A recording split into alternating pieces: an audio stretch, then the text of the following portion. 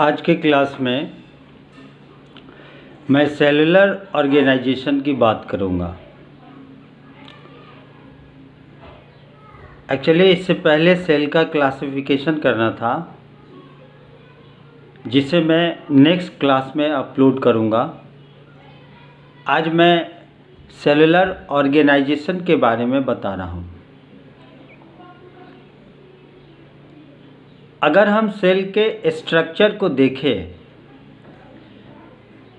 तो for our convenient study we can divide cell into 3 parts structurally. First part में हम cell membrane या फिर प्लाज्मा मेम्ब्रेन का एक्सप्लेन करेंगे। Next part cytoplasmic cell organelles and third part इसका nucleus आता है। इसमें अगर हम देखें तो न्यूक्लियस को ब्रेन ऑफ द सेल कहते हैं। क्यों? तो जितने सारे जेनेटिक मटेरियल्स होते हैं सेलुलर ऑर्गेनाइजेशन का, वो सभी genetic materials inside the nucleus present होता है, और डिफरेंट एक्टिविटी जो सेल का होता है वो सभी कंट्रोल न्यूक्लियस के थ्रू ही होता है। That's why nucleus is known as brain of the cell. लेकिन सबसे पहले हम चूंकि सेल के स्ट्रक्चर के बारे में पढ़ रहे हैं, इसीलिए सबसे पहले हमें फर्स्ट पार्ट यानी सेल मेम्ब्रेन और प्लाज्मा मेम्ब्रेन को एक्सप्लेन करना है। तो चले हम लोग सेल मेम्ब्रेन को एक्सप्लेन करते हैं। तो सबसे पहले आता है what is cell membrane and what is the role of cell membrane in cellular organization. तो सबसे पहले हम देखें तो सेल मेम्ब्रेन किसी भी सेल का सबसे आउटर मोस्ट बाउंड्री होता है। ये living part of the cell है। चाहे प्लांट सेल की बात करें या एनिमल सेल की बात करें, तो जहां से लिविंग कंपोनेंट सेल का स्टार्ट होगा तो वो outer most covering of the living cell जो होता है, लिविंग सेल पार्ट जो होगा, वही सेल मेम्ब्रेन का बना हुआ होता है। प्लांट सेल में इस सेल मेम्ब्रेन के आउटर साइड से एक और मेम्ब्रेनस स्ट्रक्चर होती है जिसे आप सेल वॉल कहते हो, और वो cell wall non living parts है, क्योंकि वो सेलुलोज से बना हुआ होता है। और सेलुलोज क्या है? तो it is a complex form of carbohydrate. लेकिन सेल मेम्ब्रेन किसी भी सेल का, चाहे वो प्लांट सेल हो या एनिमल सेल हो, उसका लिविंग पार्ट होता है। ये आउटर मोस्ट बाउंड्री है, यानी सेल के जो साइटोप्लाज्म और न्यूक्लियस है वो सभी इसी मेम्ब्रेन के द्वारा इनक्लोज होते हैं। और यही सेल मेम्ब्रेन एक सेल को एक आइडेंटिफिकेशन देती है। इसका मतलब है कि उसे अदर सेल से सेपरेट करने का काम करता है। जैसे कहीं पर भी अगर मास ऑफ सेल हो तो उसमें सेल को दूसरे सेल के ग्रुप के दूसरे सेल से जब डिस्टिंग्विश करना होता है तो हम किससे डिस्टिंग्विश कर सकते हैं? नंबर ऑफ सेल को हम कैसे काउंट करेंगे? तो इसी सेल मेम्ब्रेन से, क्योंकि किसी एक सेल का जो आउटर मोस्ट बाउंड्री जो होता है वही सेल मेम्ब्रेन। इसका मतलब है कि ऑल अदर कंपोनेंट्स, चाहे वो प्रोटोप्लाज्म की मैं बात करूं या फिर अदर सेल ऑर्गेनेल्स की बात करूं, वो सभी इसी सेल मेम्ब्रेन के अंदर इनक्लोज होगा। अब बात आती है सेल मेम्ब्रेन के कंपोजिशन की। तो सेल मेम्ब्रेन के स्ट्रक्चर का स्टडी अलग अलग समय में अलग अलग साइंटिस्ट ने किया था। इसी में एक थ्योरी आता है जो डॉक्सन एंड जेली ने दिया था, उसे हम बाइलिपिड थ्योरी के नाम से जानते हैं। उसमें कहा गया था कि ये फॉस्फोलिपिड से बना हुआ लेयर होता है जो सैंडविच मॉडल की तरह है, 2 लेयर फॉस्फोलिपिड का और बीच में प्रोटीन का एक लेयर होता है, और इस तरीके से उस मॉडल को हम लोग सैंडविच मॉडल कहते हैं जो डॉक्सन एंड जेली ने दिया था। लेकिन सेल मेम्ब्रेन के रिगार्डिंग जो सबसे वाइटल और मोर एक्सेप्टेड थ्योरी आया, वो थ्योरी डॉक्सन एंड जेली का नहीं, आगे चल के सिंगर एंड निकोल्सन का आया। और सिंगर एंड निकोल्सन ने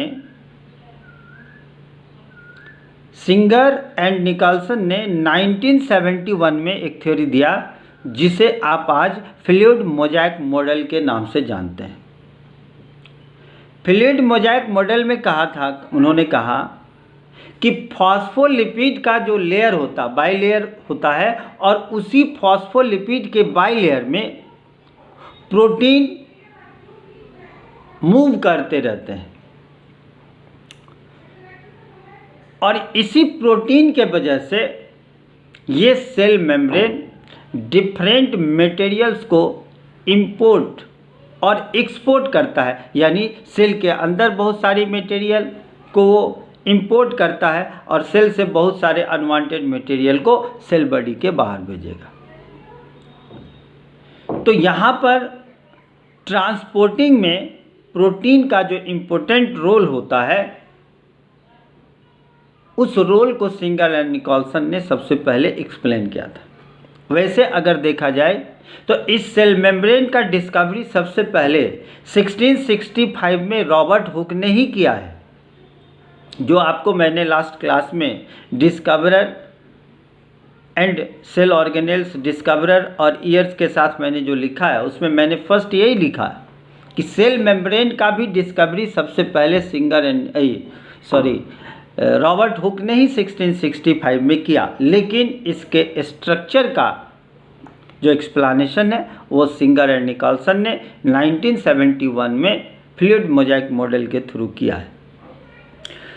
इसी मॉडल को पढ़ने के बाद हम लोग सेल मेम्ब्रेन के डिफरेंट फंक्शनिंग को समझने लगे, उसमें प्रोटीन का क्या इम्पोर्टेंट रोल होता है, इस चीज़ का एक्सप्लेनेशन हमें मिली, और तब सेल मेम्ब्रेन के थ्रू जो एक्टिव एंड पैसिव ट्रांसपोर्ट होता है, उस एक्टिव एंड पैसिव ट्रांसपोर्ट के बारे में हम लोग समझने लगे।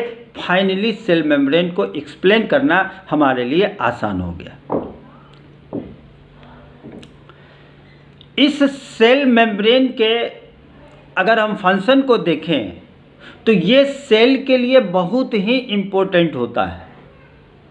जिस तरीके से हमारे कंप्लीट बॉडी के लिए हमारा स्किन है, उससे भी ज़्यादा वाइटल रोल होता है। अगर यूनिसेलुलर में हम देखें तो ये सेल मेम्ब्रेन लोकोमोशन से लेके न्यूट्रिशन तक में हेल्प करता है। जैसे अमीबा में आप जानते होंगे कि अमीबा का लोकोमोटरी ऑर्गन स्यूडोपोडिया है। तो ये स्यूडोपोडिया क्या होता है? तो इस स्यूडोपोडिया के स्ट्रक्चर के बारे में आप देखेंगे तो ये कोई परमानेंट स्ट्रक्चर नहीं है, ये सेल मेम्ब्रेन का ही फोल्डेड पार्ट होता है, जिसके कारण वो लोकोमोशन कर पाता है। फिर उसी तरीके से आप उसमें अगर न्यूट्रिशन इन अमीबा को पढ़ें तो उसमें आप देखेंगे कि उसी सेल मेम्ब्रेन के फोल्डिंग से फूड वैक्यूल्स का फॉर्मेशन होता है। इस तरीके से इस सेल मेम्ब्रेन के कई वाइटल रोल्स यूनिसेलुलर में भी हैं। लेकिन मल्टी सेलुलर ऑर्गेनाइजेशन में अगर हम देखें तो सबसे पहले इसके डिफरेंट फंक्शन को मैं थोड़ा थोड़ा सा एक्सप्लेन भी यहाँ कर रहा हूँ, इसे आप ध्यान दें। फर्स्ट फंक्शन आता है सेल मेम्ब्रेन का, वो है शेप। शेप कहने का मतलब है कि कोई भी सेल हो, चाहे वो प्लांट सेल है या फिर एनिमल सेल है, उस प्लांट सेल और एनिमल शेप को डिफिनिट शेप देने के लिए सेल मेम्ब्रेन सबसे वाइटल होता है। वैसे ये फ्लेक्सिबल होता है, तो फ्लेक्सिबिलिटी के बावजूद भी डिफिनिट सेल, क्योंकि किसी भी फ्लेक्सिबल सब्सटेंस की भी अपनी इलास्टिसिटी उसके मैक्सिमम पर होती है, जहाँ पर उसका जो डिफिनिट शेप है वो एक्वायर कर लेता है। अगर उसके बाद उसके वॉल्यूम को आपने इंक्रीज किया तो वो डिस्ट्रॉय हो जाएगा।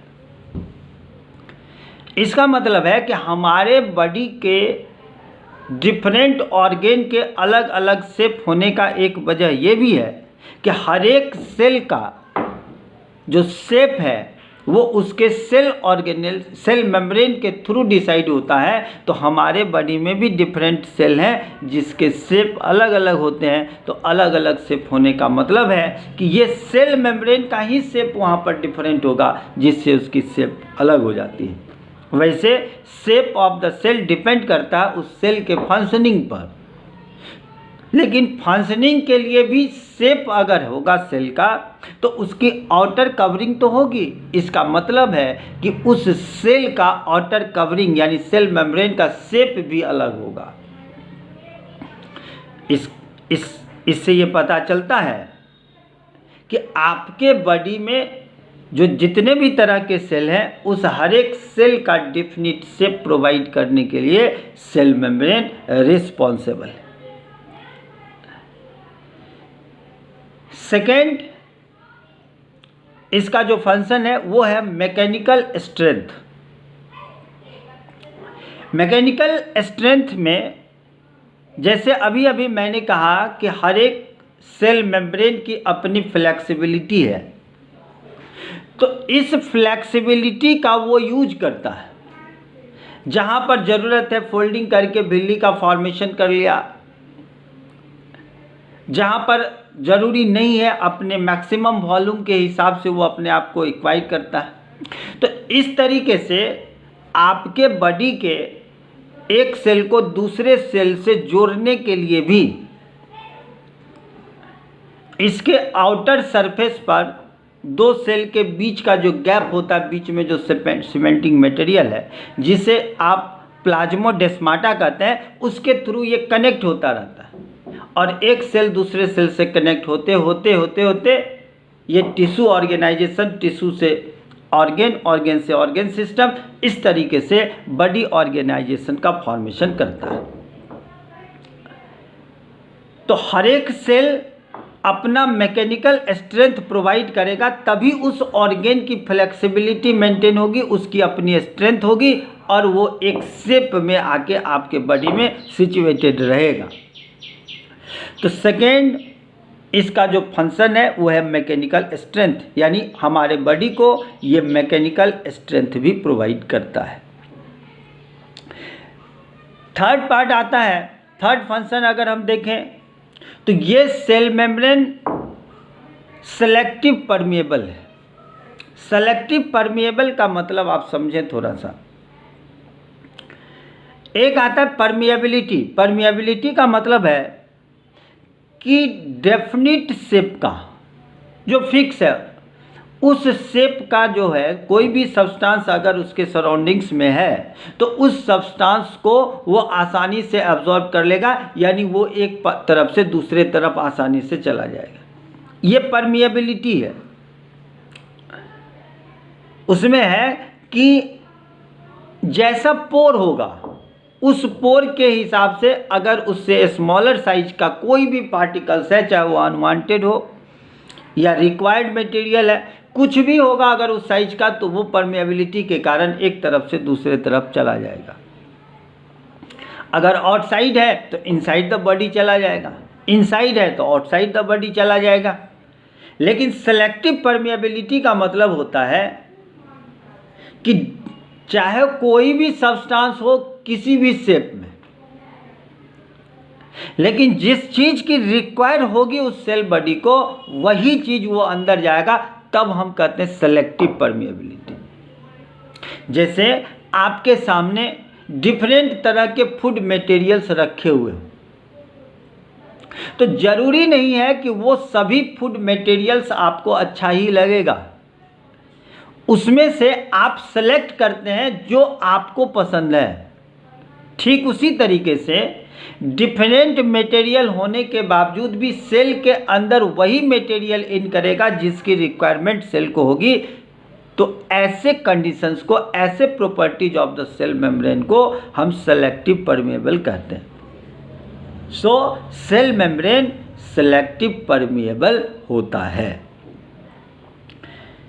नेक्स्ट है इंडोसाइटोसिस।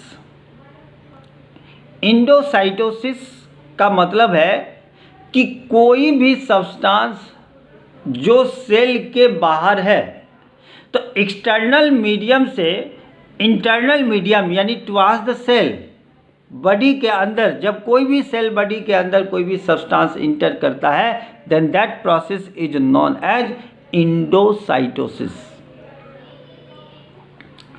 वैसे cell membrane endocytosis and exocytosis दोनों फंक्शनिंग को परफॉर्म करता है। एक्सोसाइटोसिस के थ्रू वो डिफरेंट मटेरियल्स को शरीर के बाहर यानी सेल बॉडी से बाहर एक्सक्रीट करता है, और रिक्वायर्ड मटेरियल को इंडोसाइटोसिस के थ्रू वो इंटर करेगा। ये दोनों फंक्शनिंग होती है, और इस चीज़ को हम डिटेल में देखेंगे।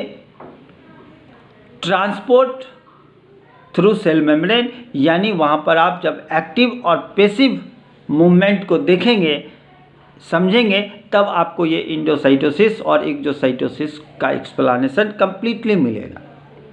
तो अभी ध्यान में रहे कि हमने 4 फंक्शन बताया सेल का। नेक्स्ट फंक्शन है रिकॉग्निशन।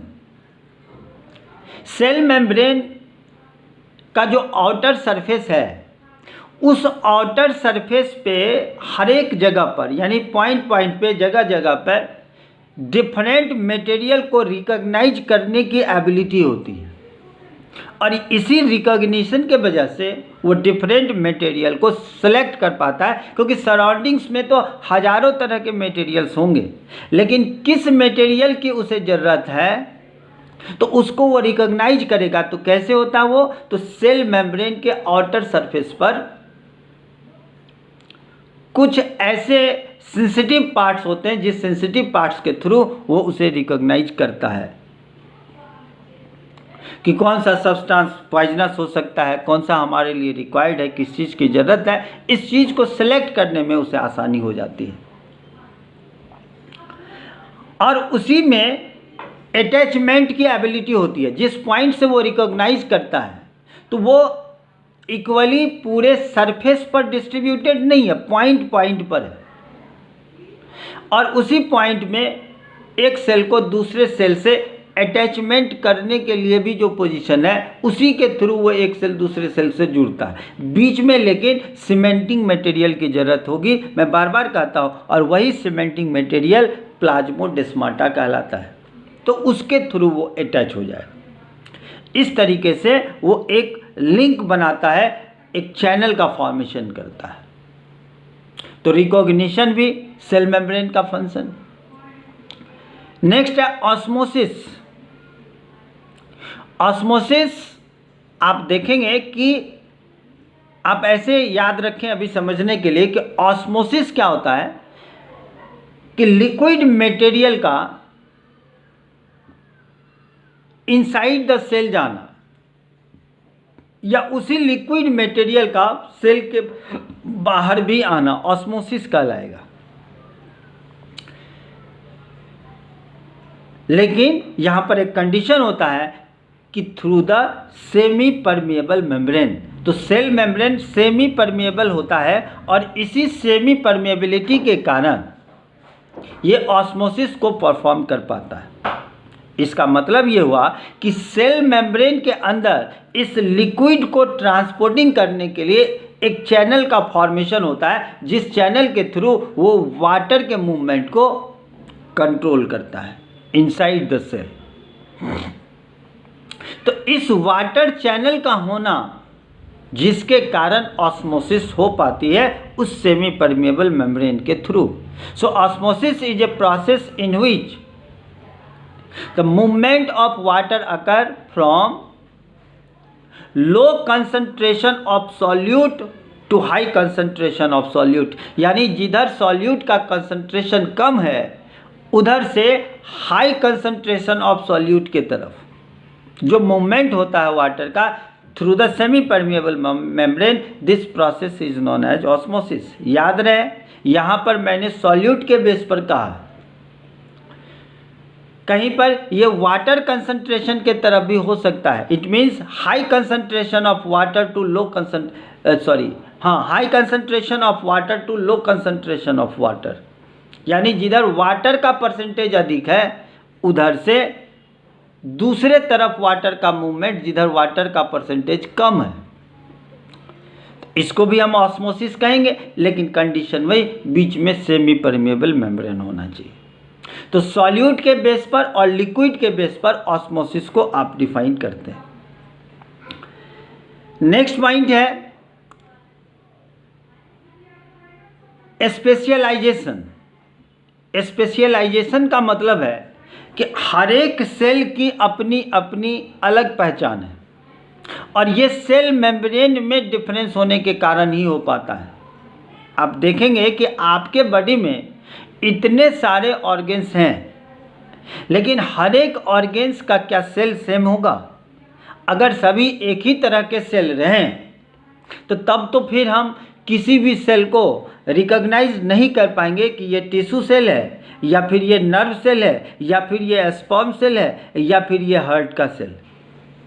इसका मतलब है कि हर एक ऑर्गन के सेल की अपनी स्पेशलिटी होती है जिसको हम रिकॉग्नाइज सेल मेम्ब्रेन के बेस पर ही कर सकते हैं, क्योंकि सेल ऑर्गेनेल्स के बारे में अगर हम देखें तो हर एक सेल का सेल ऑर्गेनेल्स तो सेम होगा, लेकिन सेल मेम्ब्रेन के डिफरेंस के वजह से वो स्पेसिफाइड हो जाता है। तो यानी सेल मेम्ब्रेन हर एक सेल को स्पेशलाइजेशन भी देता है। So these are the different functions of cell membrane due to which it is necessary for the cell और आवर बॉडी ऑर्गेनाइजेशन। ये इसीलिए जरूरी है। मैंने पहले ही कहा था कि शेप जब देगा तो उस शेप में क्या होता है कि हर एक अपने सेल का जो कंटेंट्स है उस कंटेंट को वो दूसरे सेल से सेपरेट करता है, तो तभी वो स्पेशलाइजेशन हो गया।